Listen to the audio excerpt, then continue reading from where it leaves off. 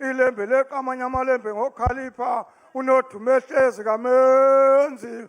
Isilo samabandla sikhuluma noZulu wonkana sigcizelele ukuthuthukiswa kwesigodlo sakwaDukuza nazo zonke izigodlo ezake zaba khona.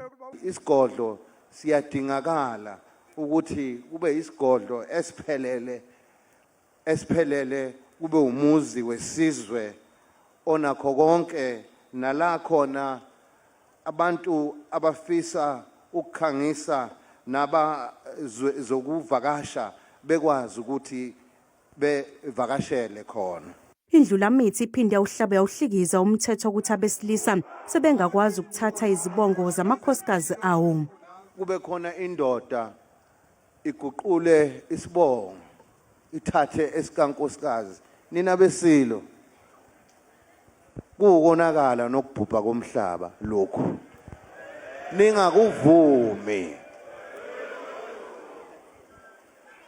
ngoba dengisho nje akumele lokhu esasibambelele kukho kuseyilembe onke lamakhosi singakudedeli Wena wendlovu, batya